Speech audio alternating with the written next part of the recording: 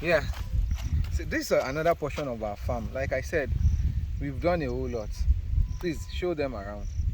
Show them around. See, we've done a whole lot. This is 3 acres of uh, corn along with cassava. 3 acres of corn along with cassava. And you can see here, let me show you. Here is the cassava planting. You see, it hasn't started fruiting very well. I think they are like 2.5 weeks to 3 weeks old. And here is the corn. Here's the corn. I told you in my other video that there has not been rain for like 3 weeks now. And if you're planting in the season and there has no rain, it will reduce the level of how your crops germinate. If you look at my right hand side, you see this one that we have planted it before now. You understand? So we are planting this thing section by section. Why? Because so that we can mitigate the risk. What are the risks involved? You see, one of the challenges a farmer would face is weeding. Things weeding.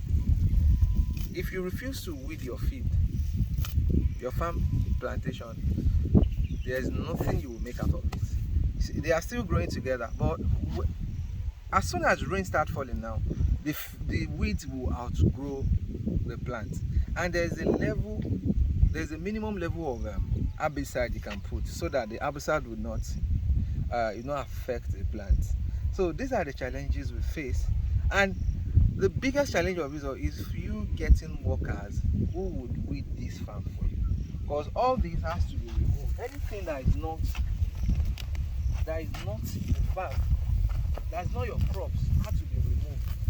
If you leave them, if I had to leave them now and come back here in the next 1 week, it will be difficult for you to pinpoint. For instance, now we can pinpoint this is cassava, this is maize, this is maize. But in the next 1 week, if we left it like this for the next 1 week, we would not be able to separate the corn from the cassava.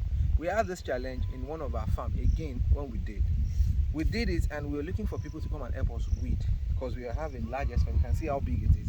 People need to come around and come and weed. So we could not get them in time, and again, the prices is crazy. We could not get them in time. The prices is crazy. So before we know it, the weed overpowers the plant, and everything was in shambles.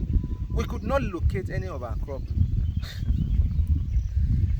There's challenges in farming. Definitely there is money, but they would not tell you this. No matter who you consult, no matter who you talk to, they would not tell you this. You need to figure out these things for yourself, and practical has given us a lot of experience, and we are still learning. Though we haven't learned anything but everything, but we are still learning up. So practical has taught us a lot of things. One thing you should be careful of: don't farm beyond what you could afford to weed. If you have hundreds of acres of land, don't farm beyond what you could afford to weed. Let me repeat that. If you have 200 acres of land, don't farm beyond what you could afford to weed. Because if you have those large expanse of land, you have 10 acres, 20 acres, 150, whatever acres you have, when you start by cutting down the trees, clearing the bush part, moving the tree lumps from the farm outside the farm, gathering them. They use that for charcoal. That is a story for another day. There's one of our farm that we have charcoal burning there. I'll show you when I get to that video as well, so you can see. So moving out the tree from the farm to another section, that is another part of it. Then you need to move the bushes we've cut together. Then you have to burn them, another part. Then you come in with your plowing machine to come and plow. If it is a new soil, it is much more advisable that you plow 2 times. You need to plow it 2 times. You do the first plowing, it will be soft, then you do the second plowing. But if you can now afford you plowing 2 times because of the size, then it's fine. Then you plow. Then after that, you bring in labor. If it is a crop that you need to have ridges, you need to put in the ridges there.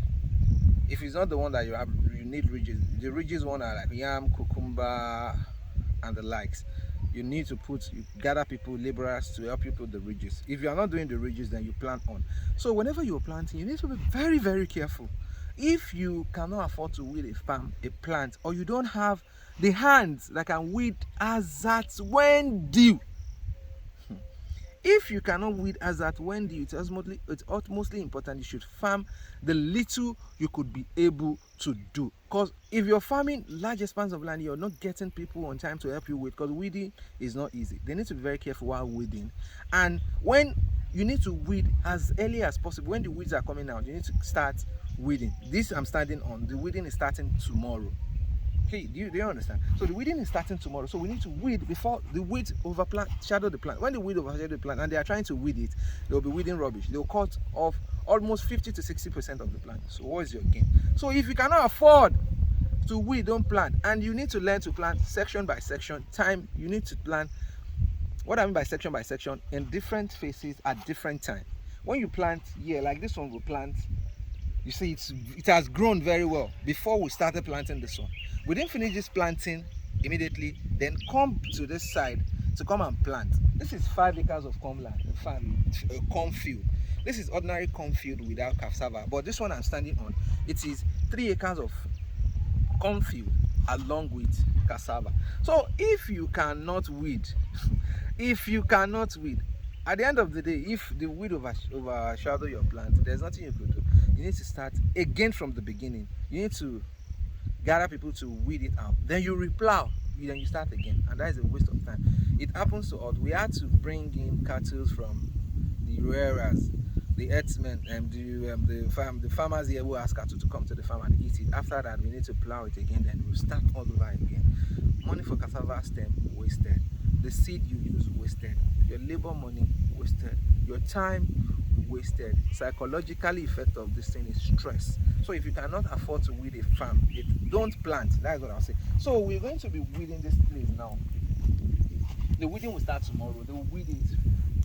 It will be weeded out, and everything will be green and lush. So that is what we will be doing here tomorrow. So this is our cornfield along with cassava. The one on my left is our cornfield without cassava. You can see there's no wheat. The wheat inside of it are dead. If you look at it carefully, the wheat below it are dead. All you can see is the corn. So you need to plan yourself in farming. You don't farm with what's it called? You don't farm with feelings. You don't farm with emotions. You farm for the fact. But you won't get to know all those things until you start. So that is it. So these are cornfields. This is a section of it, and it's doing wonderfully well. The weeding will start tomorrow, and we'll be able to mitigate the risk of the weed overcoming our farm. So we're doing this list tomorrow. After that, then we leave it to germinate, and we keep watching it over and over. And like I said, you might be thinking that why can't we add herbicide and chemicals to it? You can, but the chemical will affect the plant, and it will not tell you now. The painful part is that you will not know now. It might be coming up truly, but when it starts to germinate, the seed you're supposed to be getting is not what you'll get. And there's another case entirely for the people that are producing fake materials and fake chemicals, fake herbicides for us to weed. On the pepper farm, we spray some areas of it with chemicals we bought. They're all fake. Instead of the weeds to die, it should become more powerful. So it's fast. It's just grew over our plants within a twinkle of an eye. It overshadowed everything. So all these things are things you learn from the farm. It is very lucrative. It's something you can start with small money, and over time you will grow enormously, and you'll be glad you did. But at their risk, yes. Is it profitable? Absolutely. I keep saying that because we've seen the prices of things and how it's going in the market. So this is our corn farm that we did, and it's nice. The new corn farm and the one we did earlier. So this one has grown, so we have been able to survive this one, and it has grown. When it has grown now, then we'll move to this one. You don't plant the 2 seeds concurrently. When you plant this one 3 acres or 4 acres, and you plant this one 3 acres of at the same time, you need to weed them at the same time. You need to spray the herbicide at the same time. And if you are not giving plants what they need at the time they need them, that will be a very big flop. So you can see lush green. These are one of our corn farm. I'll be showing another corn farm that has really grown up. Then the yam farm, the cucumber, the yam farm, the potato farm, and every other thing. And sometimes I'll come online. Let's have a chit chat about what really farming is. Lest I forget, we have plots of land still selling here for 2.4 million per acre, for plus all the things you need to do, management and every other thing that we'll be doing. So thank you so much for joining my video. Bye.